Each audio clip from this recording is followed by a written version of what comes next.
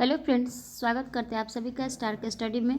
दोस्तों, इस वीडियो में हम लोग पढ़ने वाले हैं मैट्रिक बोर्ड एग्जाम 2022 के लिए most VVI subjective question type लेकर के आए हैं, जिसमें आप लोग का साइंस का, विज्ञान का लघु उत्तरीय महत्वपूर्ण मॉडल सेट का प्रश्न है। तो फर्स्ट मॉडल सेट का प्रश्न हम लोग कर लिए थे फिजिक्स का। आज हम लोग सेट 2 का करने वाले हैं फिजिक्स का। इसके बाद हम लोग केमिस्ट्री का और बायोलॉजी का करेंगे। 1 बाय 1 करके प्रत्येक सब्जेक्ट का सब्जेक्टिव क्वेश्चन करेंगे, लघु उत्तरीय करेंगे, फिर दीर्घ उत्तरीय करेंगे, यानी शॉर्ट टाइप और लॉन्ग टाइप दोनों करेंगे। तो इसका हम लोग ऑब्जेक्टिव टाइप क्वेश्चन कर लिए थे। ये आप लोग को 2022 का न्यू वाला मॉडल सेट का क्वेश्चन है। तो जो भी छात्र नए हैं और अभी तक चैनल को सब्सक्राइब नहीं किया है तो जल्दी से सब्सक्राइब कर लीजिएगा। इसका लिंक आप लोग को डिस्क्रिप्शन में मिल जाएगा, starkstudy.com। यहाँ पे ऑल सब्जेक्ट का free of course study material प्राप्त कर सकते हैं। वेबसाइट के माध्यम से भी पढ़ सकते हैं और डायरेक्ट यूट्यूब पे सर्च करके पढ़ सकते हैं starkstudy.com। तो लास्ट तक बने रहिएगा इस वीडियो में। लास्ट में बेल आइकन जरूर प्रेस कर लीजिएगा इस तरह का वीडियो का नोटिफिकेशन पाने के लिए। तो चलिए शुरू करते हैं। पहला क्वेश्चन देखिए। पहला क्वेश्चन है कि अवतल, उत्तल एवं समतल दर्पण के दो उपयोगों का लिखें। तो कभी कभी ये भी आ सकता है कि सिर्फ अवतल दर्पण का 2 उपयोग लिखें, या उत्तल दर्पण का 2 उपयोग लिखें, या समतल दर्पण का 2 उपयोग लिखें, क्योंकि 2 मार्क्स में ये क्वेश्चन पूछे जाते हैं। कभी कभी तीनों का दे देता है, या 1 बाय 1 करके भी देता है, या ऐसे भी देगा कि अवतल एवं उत्तल दर्पण में 2 अंतर बताए। तो यहाँ पे पूछ रहा है कि 2 उपयोग। तो चलिए हम लोग इसका अवतल दर्पण का क्या यूज होता है, उत्तल दर्पण का क्या यूज होता है और समतल दर्पण का क्या यूज होता है अभी पढ़ते हैं। तो इसका पहला है अवतल दर्पण का कि दाढ़ी बनाने के लिए चेहरा देखने में, यानी दाढ़ी जो बनाते हैं तो उसमें किसका यूज किया जाता है, अवतल दर्पण का। जैसे सैलून में किसका यूज होता है, अवतल दर्पण का। फिर बी में इसी का दूसरा है कि डॉक्टर इसका उपयोग कान, मुंह आदि के अंदर प्रकाश फोकस कर, यानी अंदर की चीज़ों को देखने में, पता लगाने में। और तीसरा है मोटर गाड़ी के अग्रदीपों में। तो इसमें आप लोग को 2 ही याद रखना, क्योंकि इसमें 2 ही पूछ रहा है। फिर है उत्तल दर्पण का। तो उत्तल दर्पण का क्या, साइड मिरर के रूप में, यानी गाड़ी वाहन के जो साइड मिरर के रूप में जो यूज होता है वो किसका होता है, उत्तल दर्पण के रूप में। रोड लाइट एवं परावर्तक सतह के रूप में भी, और अपसारी किरण के उत्पन्न करने में। फिर है समतल दर्पण का उपयोग सोलर कुकर में परावर्तक सतह के रूप में और चेहरा देखने में। हम लोग जो मिरर का इस्तेमाल करते हैं अपने फेस को देखने के लिए, वो कौन सा दर्पण रहता है, समतल दर्पण। ठीक है। नेक्स्ट क्वेश्चन है 2 नंबर कि उत्तल लेंस को अभिसारी लेंस क्यों कहा जाता है, यानी उत्तल लेंस को अभिसारी लेंस और अवतल लेंस को अपसारी लेंस कहा जाता है। तो यह क्यों कहा जाता है, तो देखिए इसका राइट आंसर हो जाएगा कि उत्तल लेंस को अभिसारी लेंस कहा जाता है, यानी अक्ष के समानांतर चलने वाली सभी आपतित किरण जो होता है वह लेंस से अपवर्तित होकर, यानी लेंस से गुजरने के बाद क्या होता है, अपवर्तित होकर मुख्य अक्ष एक बिंदु F पर, ये मुख्य अक्ष जो उसको क्या चीज़ से निरूपित करते हैं, F पर संतृप्त होती है, यानी टकराती है। अतः उत्तल लेंस को अभिसारी लेंस कहा जाता है। और ये भी क्वेश्चन पूछा जा सकता है कि अवतल लेंस को अपसारी लेंस क्यों कहा जाता है। तो दोनों याद रखना है। तो इसका फिगर देख लेंगे।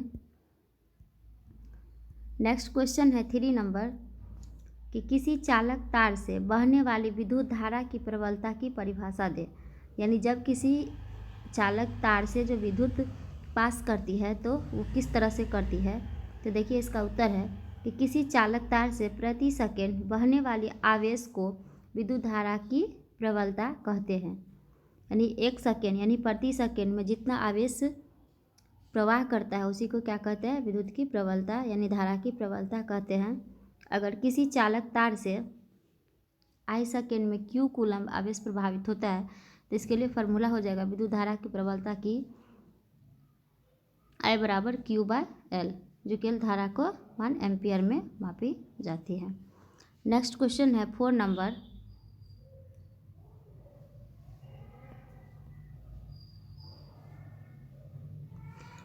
क्वेश्चन है कि लघु पठन से आप क्या समझते हैं।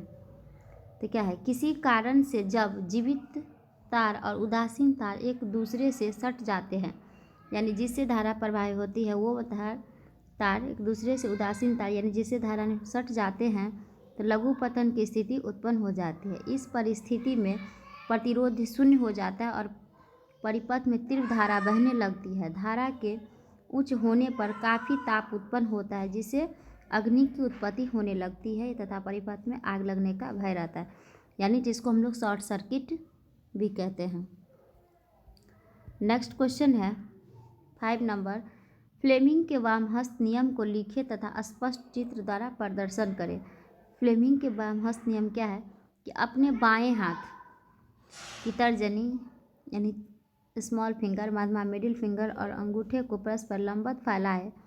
यदि तर्जनी चुंबकीय क्षेत्र की दिशा तथा मध्यमा धारा की दिशा को प्रदर्शित करता है तो चालक की गति क्या होता है, अंगूठी की दिशा में होती है। तो देखिए इसका फिगर से समझते हैं। तो ये है बाएं हाथ का, ये हो गया अंगूठा, और इधर से क्या होता है, ये हो गया तर्जनी, और ये क्षेत्र को प्रदर्शित करता है। तो ये फिगर हो गया। नेक्स्ट क्वेश्चन है 6 नंबर,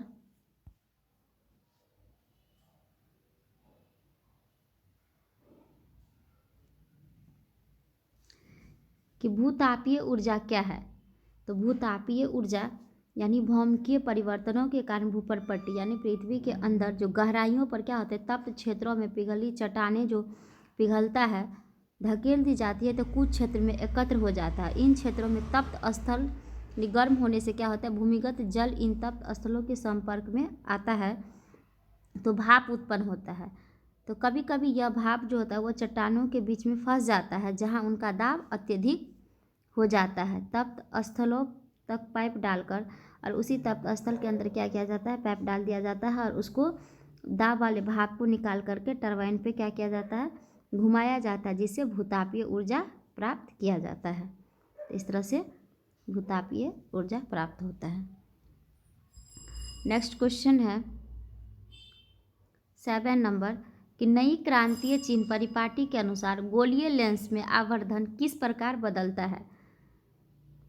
तो इसका उत्तर है कि किसी उत्तल लेंस के प्रकरण में आवर्धन जब प्रतिबिंब आभासी होता है तब धनात्मक तथा प्रतिबिंब वास्तविक होता है तब ऋणात्मक होता है। यानी जब आभासी होगा प्रतिबिंब तो क्या होगा, धनात्मक होगा, और जब प्रतिबिंब वास्तविक होगा तो क्या होगा, ऋणात्मक होगा। किसी अवतल लेंस के प्रकरण में आवर्धन अवतल लेंस द्वारा सदैव आभासी प्रतिबिंब बनाने के द्वारा सदैव धनात्मक होता है। नेक्स्ट क्वेश्चन है और मोस्ट इम्पोर्टेंट विवेक क्वेश्चन है कि तारे टिमटिमाते हैं लेकिन ग्रह नहीं टिमटिमाते हैं, क्यों। तो तारे जो होता है वो क्या होता है, हमारे समीप होता है, यानी ग्रह की अपेक्षा क्या है, तारे ग्रह तारों की अपेक्षा हमारे समीप है। इनसे इतना प्रकाश उत्पन्न होता है कि वायुमंडलीय परतों के घनत्वों के अस्थायित्व के प्रभाव के चलते प्राप्त किरणों की संख्या अपेक्षाकृत नगण्य का भी अनुभव होता है। ये अस्थायी रूप से चमकते नजर आते हैं। तारों से चलने वाले प्रकाश वायुमंडल के विभिन्न घनत्व वाले परतों से गुजरने पर किरणों के पथ में विचलन होता है। तारों का प्रकाश विभिन्न क्षणों में परिवर्तित होता है। तारों निर्दिष्ट स्थान के इर्द गिर्द चमकते हुए दिखते हैं, लेकिन ग्रह जो है वह तारों की अपेक्षा क्या है, पृथ्वी के बहुत पास है और इसलिए उन्हें विस्तृत स्रोत की भांति माना जाता है। यहाँ पे सिर्फ इतना ही लिखा गया था, तारे आकाश में टिमटिमाते नजर आते हैं लेकिन ग्रह नहीं। तो ये भी बताना है कि ग्रह क्यों नहीं टिमटिमाते हैं।